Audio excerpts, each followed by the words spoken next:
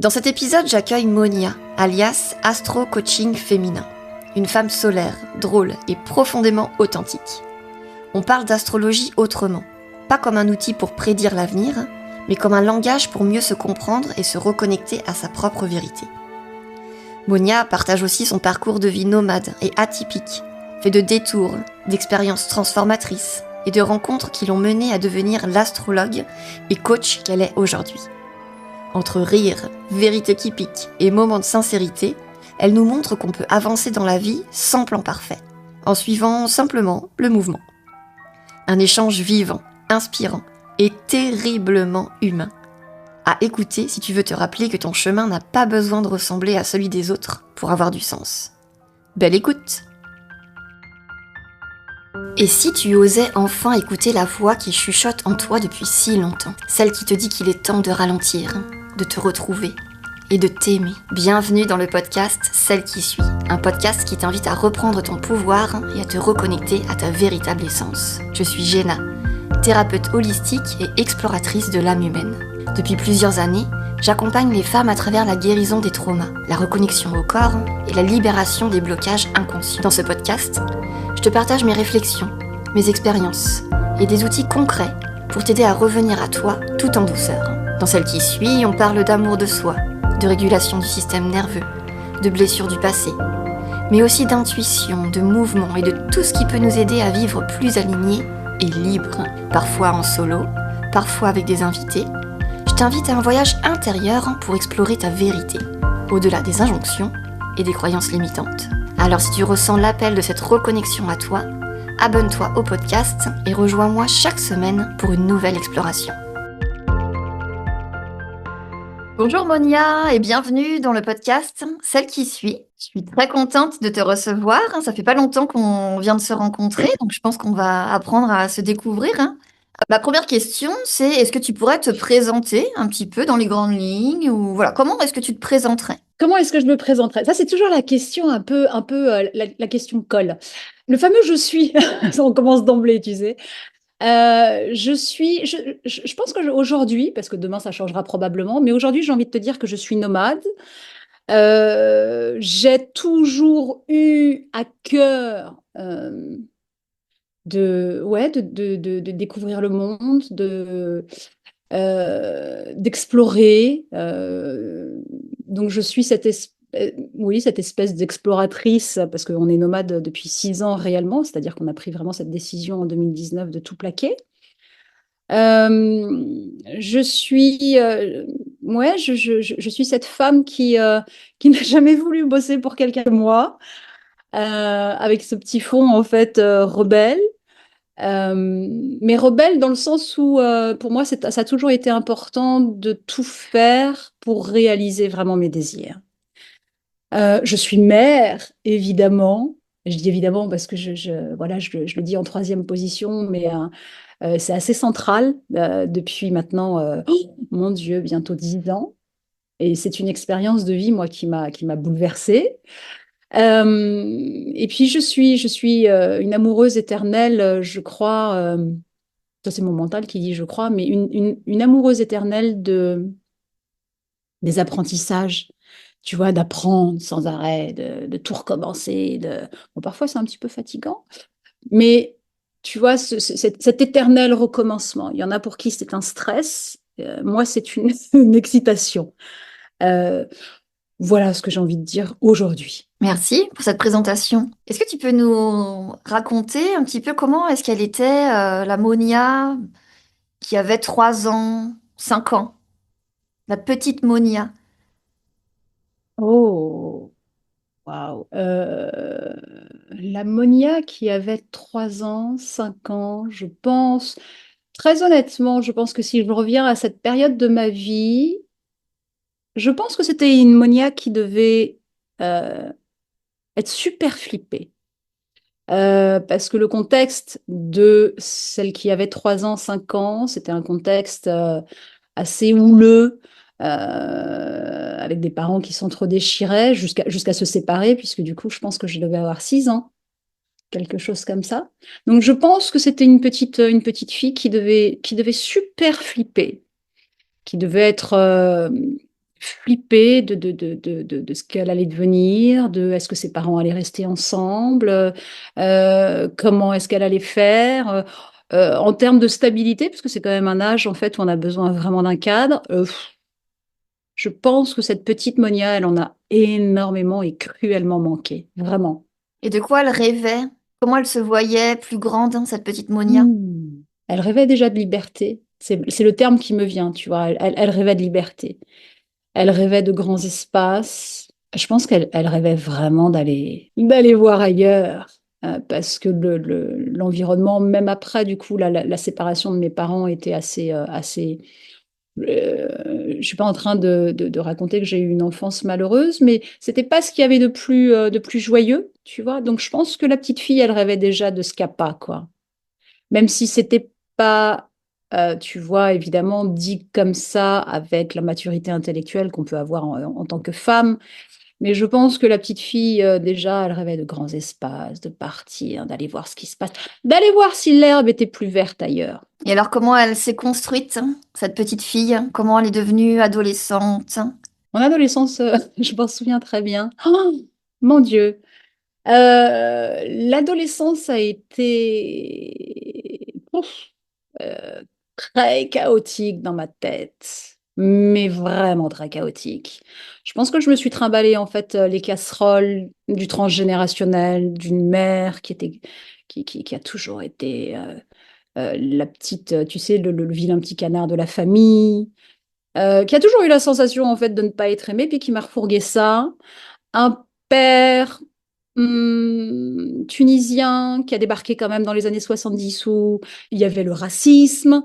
Il a eu un peu cette espèce comment dire, de honte de ce qu'il était. Donc d'un côté, j'avais la mauvaise estime, la mal-aimée, un père qui était honteux de ce qu'il était.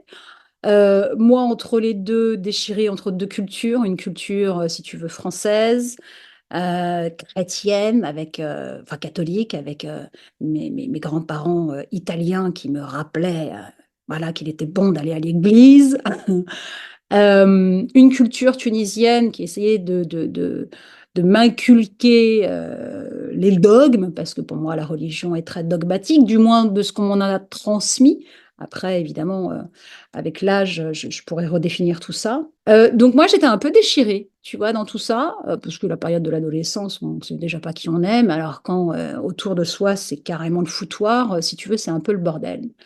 Donc j'ai eu une période de l'adolescence qui a été très, très chaotique. Et mon réflexe de survie a été la colère. J'ai endossé cette émotion, je l'ai portée, j'ai fusionné très fort et j'ai été très en colère. J'ai eu une adolescence très, très colère. La petite fille qui voulait déjà partir, quand elle était petite, là, c'était vraiment une rage de partir. Vraiment. Donc, j'ai eu une adolescence très rebelle, tu vois. Fallait surtout pas qu'on me dise quoi faire, comment le faire, quand le faire. Mais en même temps, ça m'a sauvée. Évidemment, on peut rejoindre les points uniquement lorsqu'on les a dépassés, hein, en se retournant derrière. Et je sais que tout ça, évidemment, m'a forgé. Donc, je remercie aussi, tu vois, cette adolescente qui s'est sauvée, hein, d'une manière, parce que la colère, c'est une émotion de feu qui vraiment nous permet de nous relever, quoi, et puis d'y aller. Parce que je pense que sinon, je me serais peut-être un peu noyée dans tout ça. Oui, puis la colère, elle cache souvent la peur, hein, surtout. Oui, oui, oui, clairement. Ah, mais oui. Mais c'est ce que je te disais tout à l'heure, c'est-à-dire que j'ai commencé ma vie avec une peur terrible, hein, c'est pour ça peut-être que j'ai fait le blackout jusqu'à 6 ans. Une peur terrible de dissolution, tu vois, parce que du coup, les cadres n'étaient pas là. Parce que du coup, tu as l'impression en fait que le sol se dilue, se dissout à chaque fois que tu poses un pied. Donc, j'ai d'abord émergé dans mes premières années avec la peur. hein, une peur à laquelle je voulais absolument pas repenser. Et donc la colère qui a pris sa place de reine ensuite m'a littéralement sauvée. Sinon, c'est pour ça que je te disais, je pense que je me serais noyée. Je me serais, je sais pas, effondrée, probablement. Et par quoi ça s'est traduit, cette colère, hein, en fait? Comment tes parents réagissaient? Comment le monde autour de toi, ton environnement social réagissait à ça? Est-ce que tu étais euh, oh bah vas-y, Monia, tu veux faire ça, bah vas-y, fais ça? Ou est-ce qu'il y avait du conflit, au contraire, tu vois? Super question, Jenna. Parce que justement, j'ai eu une mère qui fuyait, qui avait une peur terrible, tu vois, de l'affrontement, hein. Mais on sait, enfin on sait toi et moi, et puis bah, évidemment ceux qui nous écouteront, que le conflit parfois est nécessaire, hein. Il y a besoin d'avoir comme ça une posture qui puisse recadrer, et je pense que plus on m'évitait, plus on me fuyait, plus la colère, évidemment, devenait grande, hein, et ça, c'était dans la maison, enfin au sein du foyer, parce que j'avais un père qui avait disparu de la circulation. Donc, il y avait que ma mère qui, après la séparation, s'occupait de moi. Pendant un certain temps, c'était en alternance. Et puis après, bon, voilà. Le père a littéralement disparu de la circulation quand je suis rentrée dans l'adolescence jusqu'à mes 16 ans à peu près. Donc là, une colère encore plus grande, avec une mère qui me fuyait quand, tu vois, j'avais besoin d'un parent qui se pose devant moi en me disant ça c'est possible, ça n'est pas possible, et qui me soutiennent en fait, qui me donnent ces repères dont je manquais. Et puis un père qui n'existait pas.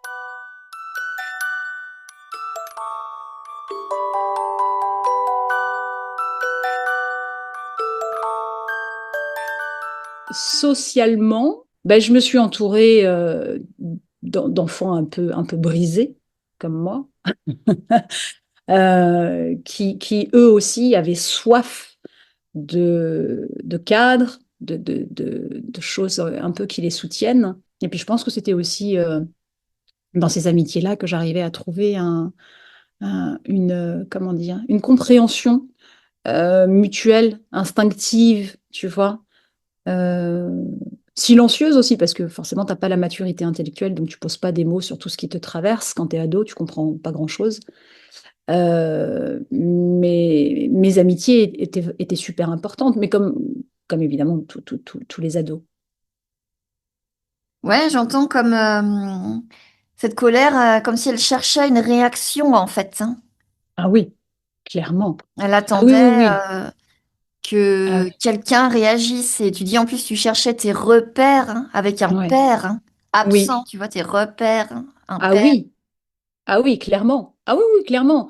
J'ai couru pendant une grande partie de ma vie après ce père qui a été absent, qui est parti. Et parce que le père, dans l'image inconsciente, tu vois, c'est celui qui pose le cadre. Et ne l'ayant pas eu, j'avais soif, tu vois, de le trouver, hein, d'une manière ou d'une autre. Donc, comme je n'avais que ma mère qui faisait office, si tu veux, tu vois, de parent nourricier, mais qui elle-même avait ses propres casseroles, qui elle-même n'en avait pas conscience. Donc évidemment, on est face à ce que la plupart des gens vivent quand ils n'ont pas conscience de toutes ces émotions qui les traversent. Chacun se renvoyait évidemment ses propres besoins à la gueule de l'autre, en quelque sorte, tu vois. Donc j'ai vite compris, enfin vite compris. J'ai compris très rapidement que ça ne pouvait pas être au sein de la famille, et je pense que ça m'enrageait encore plus. Donc il y a eu cette espèce de quête un peu incessante, hein, jusqu'à ce que évidemment tu arrives à un âge où tu te dis bah écoute, on va rassembler les morceaux, puis bon bah on va arrêter de courir après ce qu'on n'a pas pu faire ou être papa maman, parce que c'est comme ça et c'est pas grave. Mais oui, oui, moi j'ai longtemps, longtemps, longtemps été en quête de ce père. Ah oui, oui, clairement. Ce père idéalisé, ce père fantasmé, ce père qui n'a jamais existé. Jusqu'à accepter, tu vois, cette image. bah, qui n'est pas, et c'est pas grave.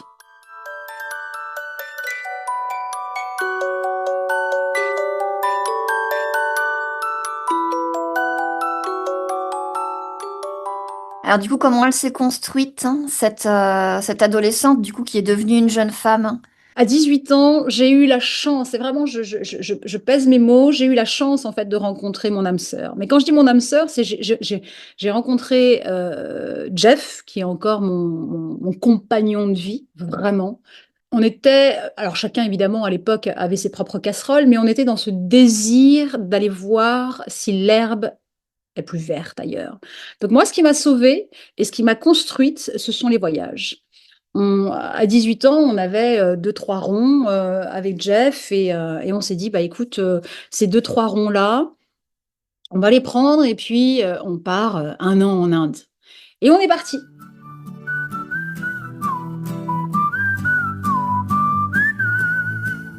C'était en 94, en 1994. Hein. Donc on est parti, sac à dos.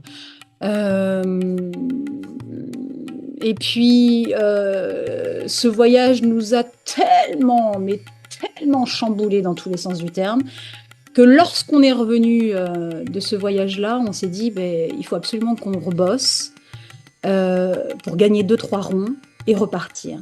Et ça a duré comme ça pendant des années, en sachant que la motivation n'était pas de s'offrir, si tu veux, un parcours scolaire, parce que nous n'étions absolument pas dans l'idée de nous épanouir au travers d'un boulot. Tu vois ce que je veux dire? Euh, C'était le voyage, le voyage, le voyage, parce que le voyage nous avait transformés et qu'on y avait trouvé qu'on n'avait jamais eu, tu vois, l'un et l'autre au sein de notre famille ou dans nos parcours, en fait. Et ça a été cette obsession, c'est vraiment devenu une obsession. Hein, waouh, quel voyage! Hop, on revient, hop, on bosse. Donc, on a fait des boulots très alimentaires, hein, rien de passionnant, mais c'était plus voilà, des petits boulots qui nous permettaient d'avoir ces deux, trois ronds pour repartir ensuite. Et La c'est comme ça que je me motivation, suis... le but, quoi, de continuer Oui, à faire un boulot de merde pour ah faire oui, un an quelque part et... ah oui, ah ouais. Et c'est ça qui m'a construite, vraiment. C'est ce mode de vie. C'est ce mode de vie jusqu'à je dirais peut-être 22, 24. Je me souviens très bien, on était en Asie, en Asie du Sud-Est. Et à un moment donné, on s'est dit, mais qu'est-ce qu'on fait? Est-ce que finalement, ben, on ne revient pas et puis on tente le coup? Et comme Jeff était musicien à l'époque, il l'est toujours. Je lui dis, écoute, on rentre en France, on arrête les petits boulots à la con, et puis tu te donnes les moyens de voir ce que tu peux faire musicalement, parce que peut-être que, tu vois, dans, je sais pas, moi, 15 ans, 20 ans, tu auras ce regret-là, et j'ai pas envie d'avoir un mec qui, dans 20 ans, me dira, ah, j'ai pas fait ça, etc., etc. Et donc là, on a inversé, enfin, c'est pas qu'on a inversé la vapeur, c'est qu'on a changé de mode de vie, on s'est installé, et puis on s'est dit, bah, on va se remonter les manches et on va faire en sorte hein, que musicalement, tu puisses faire quelque chose. Et ça a duré 15 ans. Pendant 15 ans, ça aussi, ça a participé évidemment à ma construction de celle que je suis. Pendant 15 ans, j'ai navigué dans le monde du spectacle vivant. Je crois que j'ai fait tous les jobs qui puissent exister dans le spectacle. J'ai été productrice de spectacles, j'ai fait de la diffusion, c'est-à-dire que je m'occupais de groupes de musiciens ou de danseurs, parce que moi-même j'étais danseuse. J'ai moi-même intégré une compagnie de danse. Et pendant 15 ans, j'ai navigué là-dedans, j'ai été intermittente. Ça m'a apporté tout ce souffle de créativité dont j'avais besoin, qui était aussi une autre forme de liberté. Euh, Autre que celle que je vivais en voyage. Mais quand la quarantaine est arrivée, tout ce que j'avais caché sous le tapis, bah, ça m'a sauté à la gueule, quoi. Mais alors là, on m'avait parlé, tu sais, quand j'avais 30 ans, oui, la crise de la quarantaine. Ouf, bon, ok, on verra. Mais là, ça a été une déflagration. Mais vraiment, j'avais pas d'enfant. Euh, et je pense que ça aussi, ça me turlupinait. Et puis, j'avais pas réglé tous mes dossiers, tout simplement. Et là, ça a été... je savais plus qui j'étais. J'avais l'impression, en fait, d'avoir fait une espèce de régression, mais vraiment mentale, en me réveillant un matin et en ayant 13 ans, quoi. Je me dis, ah merde, qui je suis? Oh, où je suis? Qu'est-ce que je fais? Alors, les grandes questions, tu vois, d'un ado qui a rien compris à la vie, qui est là en pleine crise existentielle. Et là, ça m'a repété au casque. Et là, je me suis dit, bah, qu'est-ce qui se passe? Moi, je deviens folle. Et je comprenais plus, en fait. Je pense que j'avais, tu sais, mis sous le tapis mes problèmes, en fait, transgénérationnels avec les voyages, avec le spectacle, parce que c'était tellement beau que, oh, voilà. Mais là, c'était plus possible, quoi. Tu vois, il y a des cycles. Alors, en astro, on les voit, les cycles, hein. On arrive à un cycle où on peut plus faire semblant. Et à cette période-là, ça m'avait tellement fait flipper de prendre conscience que tout ce que j'avais construit, c'était du flan, que je suis partie. Mais du jour au lendemain.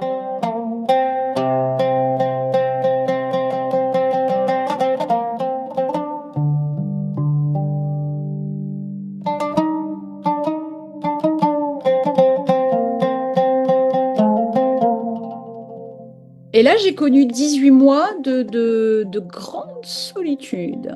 Mais j'avais besoin de ça. J'avais besoin de cette traversée du désert, parce que ça a vraiment été ça. Et quand je dis vraiment traversée du désert, donc j'ai quitté Jeff, j'ai quitté ce que je connaissais, le monde du spectacle vivant, mes amis. Mais pour le coup, je me suis retrouvée, mais vraiment nue, quoi. Avec un sac en plastique, tu sais, t'es là, t'as 40 piges, tu vas frapper chez la porte de ta mère. Et c'est assez terrible, en fait. Ça a été assez terrible. Mais vraiment, j'ai eu, ouais, j'ai eu de longs moments d'angoisse parce que tout ce sur quoi tu reposais, bah, c'était pas ça, en fait, tu vois. J'ai rencontré une nana qui m'a dit, bah écoute, t'es en galère, viens, moi je te propose un taf. Alors, ouais, c'est pas mirobolant, hein, mais je te propose un taf. Et j'ai été vendre des godasses aux Galeries Lafayette, tellement loin de tout ce que j'avais connu, que ça a été, tu vois, j'ai encore les boules quand j'en parle parce que ça a été terrible pour moi. Et encore une fois, c'est pas dégradant de vendre des godasses, hein, mais c'est tout ce que ça représentait. Ah, bosser pour quelqu'un, aller dans des sous-sols, parce que les Galeries Lafayette, les chaussures à Paris, là, du côté de Saint-Lazare, c'est en sous-sol, donc t'as pas de fenêtre. J'avais l'impression d'être un rat. Et puis c'était tellement pesant que ça m'a, ça m'a littéralement achevé, en fait. Comme une mort. J'avais vraiment l'impression d'être morte, mais littéralement morte dans ce boulot-là. Je me sentais vide de sens, vide. Et à ce moment-là, j'ai enchaîné en fait une formation en sophro. J'avais réussi à être financée pour faire cette formation. Donc, ça m'a fait entrevoir tellement de choses au niveau de la conscience, au niveau de celle que j'étais. Je pense que j'avais besoin, non pas pour devenir sophrologue, mais ça a été une formation qui a duré 2 ans et demi. Et ça a été une traversée de ma propre histoire, tu vois. Et là, j'ai reconnecté, j'ai compris, j'ai eu des eureka, j'ai eu des... Ah ouais, oh. Et ça m'a permis de rassembler les puzzles, tu vois. Et 18 mois plus tard, en ayant rassemblé les petits morceaux, parce que j'avais gardé contact évidemment avec Jeff, on s'est remis ensemble et je me sentais prête à construire quelque chose parce que j'étais là pour le coup quand je dis transformée, c'est pas à la manière en fait d'un voyage, c'est vraiment parce que j'avais touché le fond en fait, hein.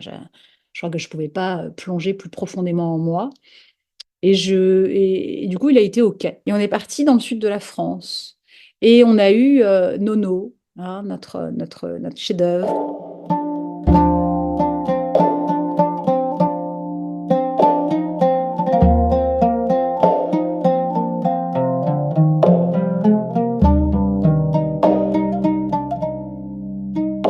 Et là, ça a été une évidence. Enfin, j'ai dit à Jeff, je me souviens, je lui ai même dit en fait, mais filme-moi, je t'en supplie, pour que je puisse réécouter cet enregistrement au cas où je doute au moment de rentrer. Et je lui ai dit, mais on n'a rien à faire en France. Euh, partons. Partons pendant une année, à la limite, disons une année, et puis on verra ce que ça donne. Et 6 ans plus tard, on est encore dans ce mode de vie. Génial, merci pour cette grande traversée. Je sais à combien c'est difficile hein, d'expliquer sa vie voilà, en 15 minutes. Et qu'est-ce que le voyage, il t'a appris maintenant avec le recul? Qu'est-ce qu'à ton avis, tu as trouvé dans le voyage que tu ne trouvais pas dans la sédentarité à ce moment-là, de tes 18 ans? Alors, c'est pas appris, parce que je pense que je le savais intuitivement, mais il m'a réconcilié plutôt avec l'idée que l'incertitude n'est pas un danger. Tu vois ce que je veux dire? L'incertitude, parce que finalement, quand tu es en voyage, bah, tu sais pas où tu vas dormir le soir, tu sais pas ce que tu vas faire le lendemain, tu sais pas en fait, hein, au départ. Et ça a été, mais ça a été, ouf, je crois que j'avais besoin de ça. Hein. J'ai tellement grandi, tu vois, dans les premières années avec cette incertitude que je me suis réconciliée. Et j'en ai même fait finalement mon meilleur allié. Hein. Et je voulais revenir aussi sur le fait que tu aies rencontré donc Jeff, ton compagnon, ton partenaire de vie à 18 ans, et qui a eu cette séparation à 40 ans. Euh, Ça me parle beaucoup parce que moi j'ai rencontré aussi mon mari, donc qui est mon mari actuel aussi à 18 ans. Et comme toi, comme vous, j'ai eu ce besoin de séparation parce qu'en fait, j'ai réalisé à un moment donné de ma vie que je m'étais construite toujours avec quelqu'un, que je m'étais Hmm. jamais construite seule. Mais tellement. Et donc je suis partie, et comme toi, non pas parce que j'aimais plus en fait, mais parce Hmm. que j'avais besoin de voir ce que je valais seule, quoi. Mais Donc c'est la oui. question que j'ai envie de te poser, qui n'est pas vraiment une question, mais qu'est-ce que Mais ça oui, mais t'inspire? oui, mais oui. Et tu vois, le fait de t'entendre dire ça, mais c'est tellement ça. Oui, clairement, parce que moi, quand j'ai rencontré Jeff, donc j'avais 18 ans, lui, il en avait 6 de plus, et c'est un homme qui me fascinait, tu vois. Et comme j'étais en quête de ce père idéal, tu vois, je pense que les débuts de notre rencontre, ça y a joué beaucoup. C'est-à-dire que je cherchais en lui ce père aussi que je n'avais jamais eu. Et donc j'étais totalement fascinée par cet homme-là qui représentait absolument tout ce à quoi j'aspirais. Euh, la liberté, enfin bon, voilà, la liberté d'être aussi, que j'ai été pendant très longtemps. Je me suis fondue pendant très longtemps dans ses propres désirs. C'est pour ça que tout à l'heure, tu sais, je t'ai parlé de cette révélation où à 40 ans, je me suis dit, mais merde, j'ai pas de gosse. Parce que Jeff n'en voulait pas. Et que pendant très longtemps, ce que Jeff voulait ou voulait pas, mais c'était même pas quelque chose que lui incitait. Hein. Il n'a jamais incité chez moi l'idée, entre guillemets, de me soumettre à ses désirs. Mais c'était quelque chose d'assez instinctif pour moi, de me modeler. Tu vois, j'avais tellement besoin, tu vois, de ce père, de ce soutien, que bah, hop, je me modelais, tu vois, dans ses désirs, y compris celui de ne pas avoir d'enfant.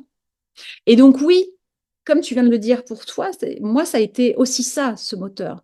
C'est non seulement je ne sais plus qui je suis, mais attends, je ne sais d'autant plus, non, je ne sais d'autant plus pas qui je suis que finalement, je me suis toujours fondue en toi. Donc, je dois m'éloigner de toi parce que je sais plus en fait. Tu sais, il y avait, alors pour le coup, là, je me souviens de ce proverbe. J'avais une amie burkinabé qui me disait que au Burkina, ils disent, lorsqu'ils se marient, ils disent à leur mari, ton pied est le mien. Et j'avais 26 ans quand elle m'avait dit ça. Et pour moi, bah, c'était une évidence que mon mec, son pied est le mien. Tu vois, c'est pour te dire un peu de quelle manière je j'avais construit hein, notre couple et je pense que j'avais besoin de me décoller, mais littéralement. Moi, pour moi, ça a été, tu vois, j'ai toujours été une grande rebelle aussi. Je suis Mhm. partie très jeune, hein, pareil, on a à peu près la même histoire. Je suis partie très jeune de chez mes parents et j'ai voyagé aussi. Et donc, j'ai rencontré mon compagnon à 18 ans. Malgré ma rébellion à mes parents, à l'autorité, tu vois, à l'institution, donc j'avais trouvé, en effet, comme toi, j'avais retrouvé le père, en fait, en mon compagnon. Mais le vrai acte, finalement, de rébellion a été de le quitter, tu vois, et de Mm. faire seul, puisque finalement, il avait toujours été une amarre hein, pour moi. Ouais. Et en fait, j'avais jamais été la vraie rebelle, puisque je n'avais jamais quitté le port, en vrai, tu vois, seule. Mm. Mm. Donc, Oui, j'ai compris que finalement, la vraie rébellion, à un moment donné de ma vie, avait été de le quitter et donc de oui, tuer le père, oui, oui. symboliquement, évidemment. Oui, oui, mais oui, ça a été ça. Moi, j'avais vraiment besoin de me séparer de lui. C'est pour ça que tout à l'heure, je te disais, c'est vraiment pas parce que je ne l'aimais plus, mais j'avais besoin qu'il quitte ma vie, vraiment de couper, même si on avait gardé contact, comme je te le disais, mais j'avais besoin de savoir qui j'étais sans lui, en fait, parce que c'était terrible de ne pas pouvoir répondre à la question, tu vois. C'était la plus grande, je crois que ça a été la plus grosse gifle à l'aube de ma quarantaine, tu vois, de me dire, mais merde, je ne sais pas qui je suis sans lui. Et tu parles de cette crise de la quarantaine, hein, mais est-ce qu'il y a eu un événement, si c'est pas indiscret, si tu veux nous en parler, est-ce qu'il y a eu un événement particulier ou ça a été cette crise, tu vois, un truc un peu diffus? Mais ça a été le cancer de mon père. En 2001, j'apprends par la famille tunisienne, parce que comme du coup mon père avait disparu de ma vie, j'apprends par la famille tunisienne que mon père avait un cancer. Et que c'était pas n'importe quel cancer, puisque c'était le pancréas.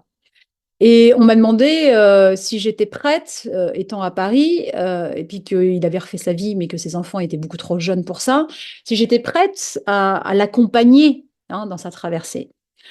Donc, en tant que fille bonne, j'ai dit oui.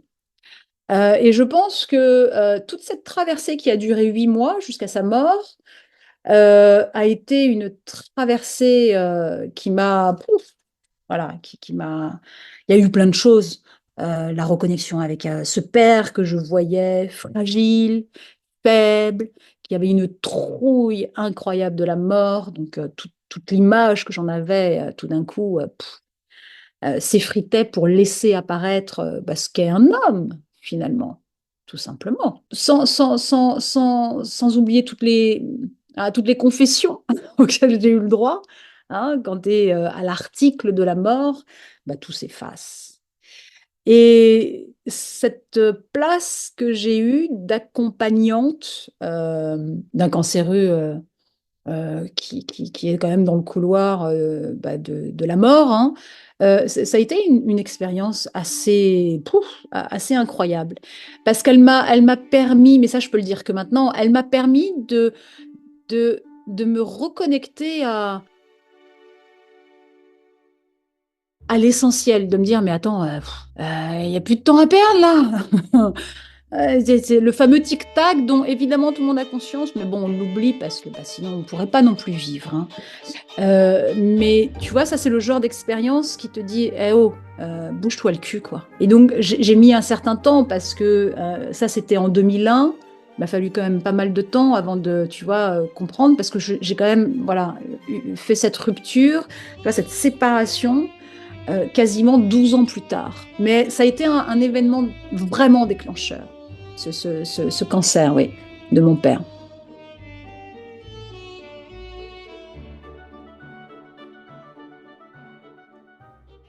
Tu as Mmh. dit, l'incertitude n'est pas un danger. Et en fait, je veux te demander, c'est drôle, hein, parce que donc les personnes qui écoutent ne le savent peut-être pas encore, mais donc elles vont bientôt le savoir, hein, c'est que tu es astrologue. Oui, Dis-moi si je me trompe, hein. Donc je trouve ça excellent que tu aies choisi un domaine hein, dans lequel tu vas aider d'autres personnes qui, pour moi, alors je m'y connais très peu en astrologie, mais donc tu as quand même choisi une lecture, comment j'y arriverai à le dire? de l'invisible. Ouais, enfin de l'incertitude, tu vois, je reviens Mhm. à cette phrase, l'incertitude n'est pas un danger. Tu as dit, j'ai compris qu'en fait ça, j'ai réalisé ça, le voyage m'a fait réaliser ça. Ouais. Et tu as choisi un domaine dans lequel on lit, tu sais, on n'est pas certain, quoi, tu vois, on lit Ah oui. qui peuvent, pour la plupart des gens, ce ne sont que des étoiles, des points brillants dans le ciel, tu vois. Mhm. C'est flou, quoi. Bon, moi, évidemment, je vois pas l'astrologie comme quelque chose d'incertain parce que par expérience, c'est tellement bluffant. Et pour le coup, je vais pas non plus être dans le dogme, hein, je n'enferme rien. Mais par contre, j'ai choisi un domaine qui est très mal connu.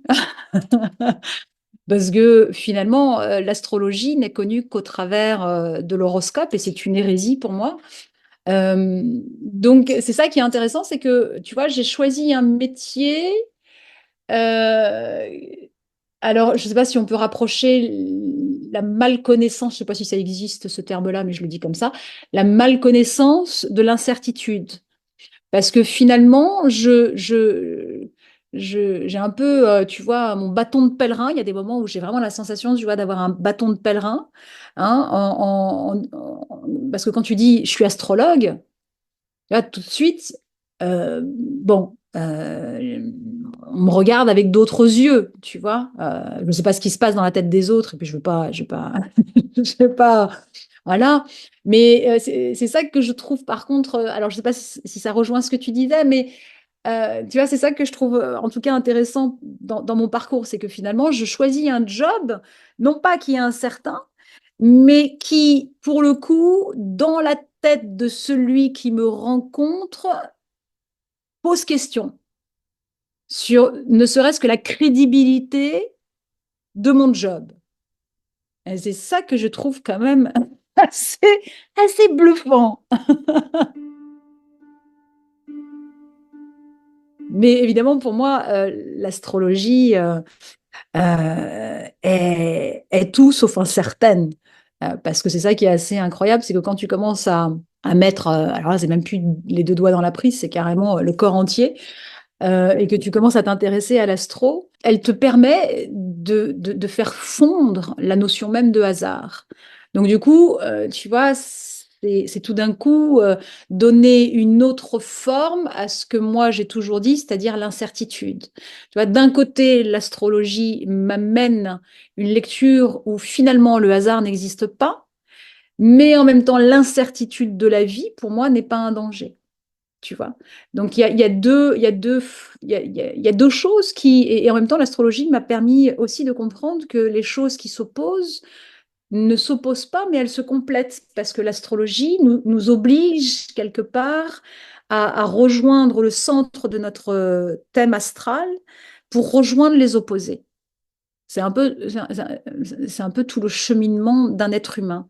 C'est comprendre qu'à un moment donné, on n'avance pas en choisissant A aux dépens de B, mais si on prend les deux et puis on apprend en fait à les marier. C'est vraiment unir les opposés. Et c'est ça que j'aime bien aussi grâce à l'astro. C'est que finalement, on nous a toujours appris à cloisonner les choses. Bah, tu choisis ça et puis pas ça. Ben non, en fait, hein, je vais prendre les deux, puis je prendrai le temps dont j'ai besoin, hein, pour voir de quelle manière je peux assembler parce que les choses se complètent.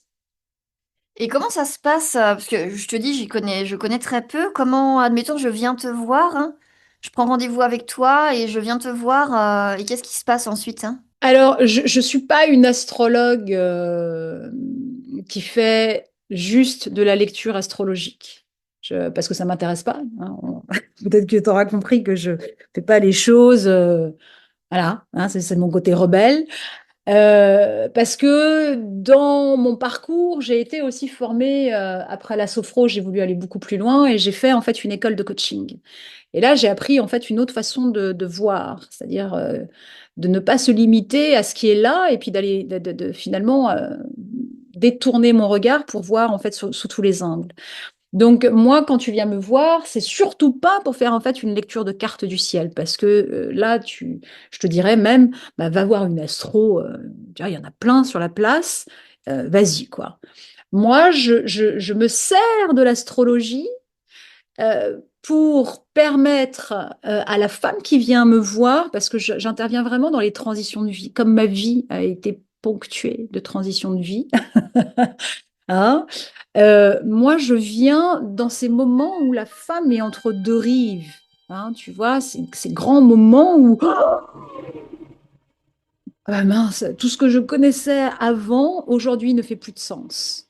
Sauf que je vois l'autre rive, mais je ne sais pas comment m'y rendre. Et donc, je me sers de l'astrologie, parce que l'astrologie est une formidable trame de lecture, tu vois. C'est-à-dire que, par expérience, je sais que l'humain, il peut se raconter plein de salades et y croire vraiment. Alors que la carte du ciel, elle me mentira pas. C'est ça qui est assez bluffant. C'est que la personne qui vient me voir, elle peut me dire, bah voilà, j'ai conscience de ça, ça, ça. Et puis finalement, si je regarde sa carte du ciel, je peux découvrir d'autres choses qu'elle ne m'aura jamais dites parce qu'elle n'en a même pas conscience. Donc je me sers de l'astro comme d'un scanner pour aller au-delà de ce qu'elle veut bien me dire sur elle, pour lui permettre justement, tu vois, de faire ce pas vers cette autre rive en fait qui l'attend. L'astro, justement, nous fait prendre conscience que nous sommes traversés par des cycles, hein. Et ce que ça raconte, c'est que quand je parle de cycle, c'est ces grands pans de vie, mais qu'on sait et qu'on sent intuitivement, tu vois. Il suffit juste de se retourner sur nos parcours de vie où voilà, on s'est dit, ah bah oui, tiens, là, j'ai senti hein, que ce que j'étais, ça a plus de sens et qu'on est obligé à un moment donné de réajuster les choses. Et le thème astral raconte ça. On le voit. Je peux pas rentrer dans les détails, mais il y a des symboles en astro qui nous permettent de voir ces cycles de vie-là. Parce que si tu veux, au-dessus de notre tête, c'est un peu huilé comme une horloge suisse, quoi. Hein. Les planètes, elles tournent, elles sont toujours à l'heure.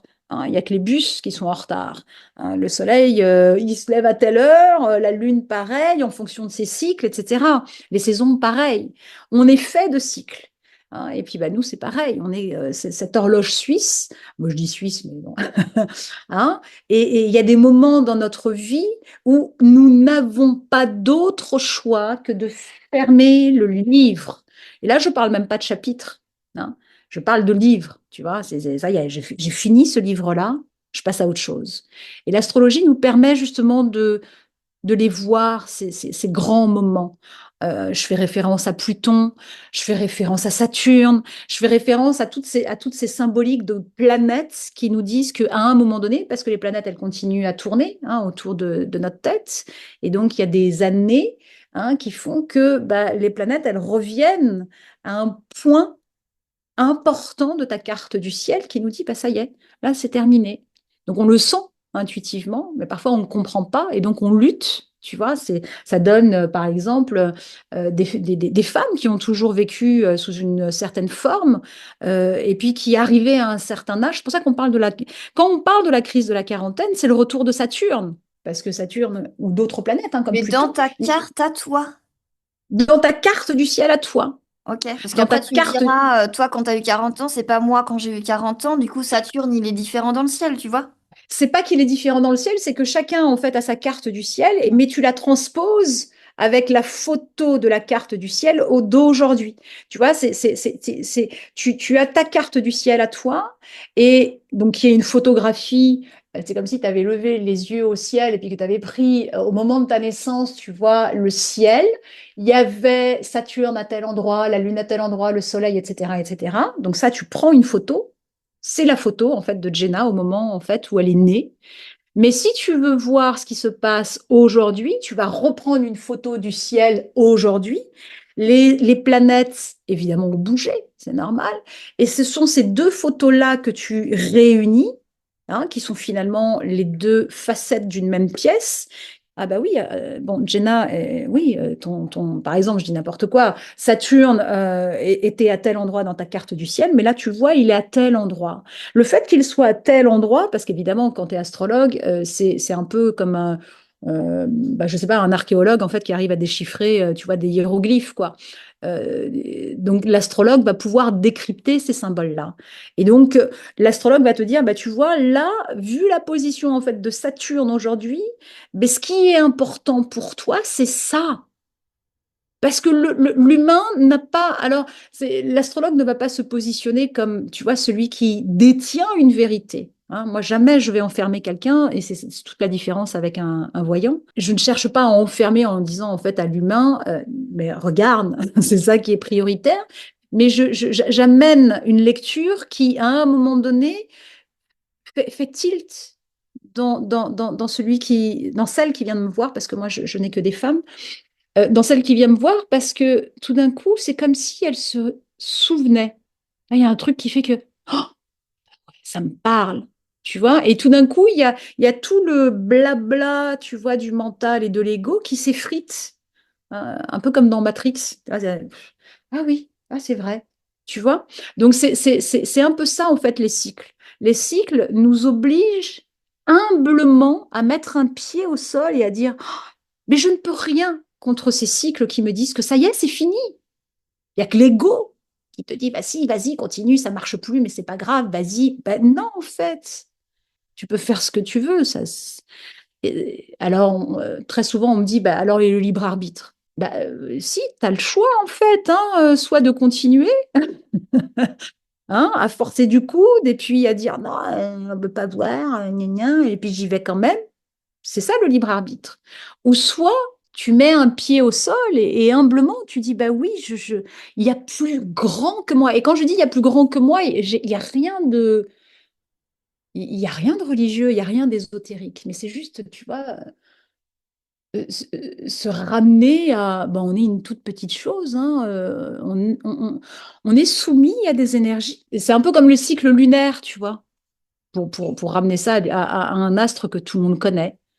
Voilà, il y a des cycles. Il y a la nouvelle lune, et puis voilà, on la voit grandir, grandir jusqu'à la pleine lune, et puis on la voit à nouveau disparaître. Donc ça, c'est un cycle qu'on connaît bien, qui est d'ailleurs pour nous les femmes assez, même très proche, puisque c'est sur 28 jours à peu près, hein, le cycle d'une lune. Donc par rapport à nos cycles menstruels, par exemple.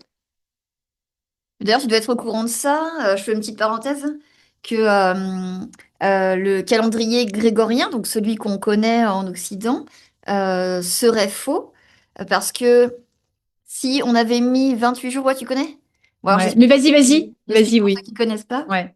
Si on avait mis 28 jours en fait à tous les mois, Mm. on aurait 13 mois et non pas 12, hein, comme les 13 lunes. Voilà, comme. Alors après, j'ai perdu peut-être les 13 planètes, non? Non, alors du coup, ça parle de constellation et c'est pour ça d'ailleurs que c'est un argument qui est souvent repris par ceux qui veulent un peu discréditer l'astrologie. Mais ils oublient d'ailleurs, parce que c'est ce qu'ils nous disent, mais alors, et le 13e signe, hein. Comme si c'était un argument, tu vois. Mais là, on parle de constellation. Hein. Mais oui, je connais effectivement cette histoire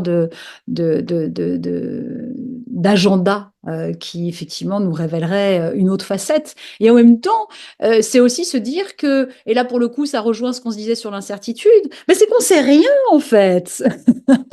Définitivement, on ne sait rien hein, voilà, de ce qu'il y a là-haut. Hein.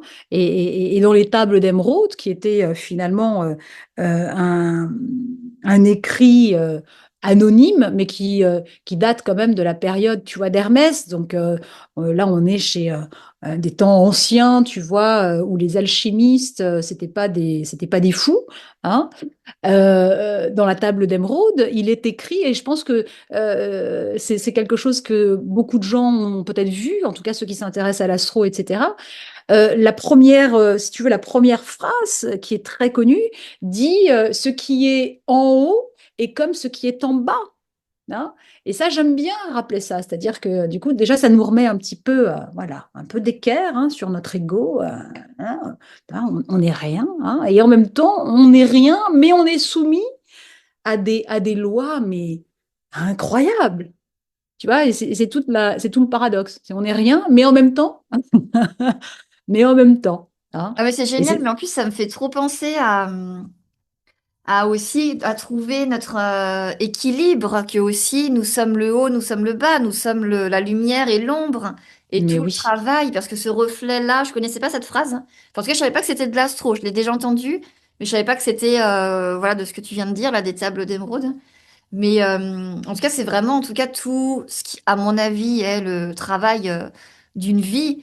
euh, Plutôt, je vais le dire autrement, le sens de la vie, à mon avis, Ouais. c'est de trouver cet équilibre entre le haut, le bas, entre l'invisible et le visible, entre... Mais En oui. fait, on est vraiment en train de...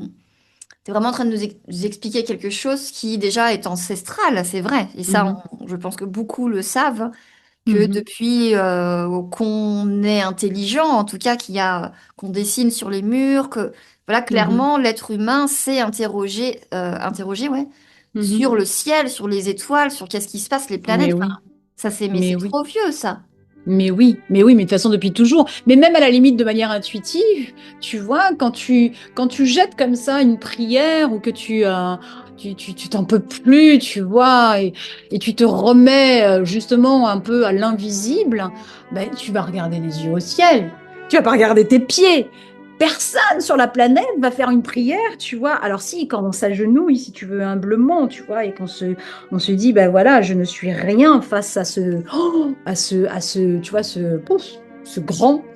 Mais c'est aux yeux, tu vois, c'est en rivant les yeux au ciel, on s'en remet en fait au ciel de manière instinctive. Hein. Même enfin voilà, j'y connais rien à la navigation, mais même les navigateurs, hein, ils se référaient déjà, tu vois, au déplacement des étoiles parce qu'ils avaient bien compris que bah, ils pouvaient se repérer à l'époque où il n'y avait pas de GPS. Mais l'astrologie, c'est quand même une matière qui a été enseignée, tu vois, dans les universités jusqu'à ce qu'à un moment donné, ça soit balayé, mais c'était une discipline comme une autre. C'est jusqu'au peut-être 17 ou 18e siècle hein, que l'astro, en fait, Ah bah oui, oui. était enseigné, tu vois. Et que ça faisait partie des disciplines, tu vois, qu'on enseignait à tous, quoi. Donc, même les médecins hein, avaient la possibilité, tu vois, voilà, de prendre ces cours-là, jusqu'à ce qu'on la discrédite et qu'on en fasse des horoscopes. On arrive bientôt à la fin, Monia. Je te remercie infiniment pour t'être livré, t'être prêté au jeu. Voilà, des fois j'ai des questions un petit peu intimes, donc merci de ta confiance. Et enfin, comme d'accoutumé, je te laisse les mots de la fin. Mais merci. Sérieux, c'est le seul mot, tu vois, que j'avais envie de te dire, Jenna. Merci. J'ai passé un moment, mais déjà d'une, parce qu'on m'a jamais écouté comme tu l'as fait. Tu as une qualité d'écoute incroyable. Et ça, c'est super précieux pour un humain. C'est quelque chose qui est rare. Donc merci. Voilà, c'est vraiment le seul mot que j'avais vraiment envie de te dire. Merci, merci, merci, merci.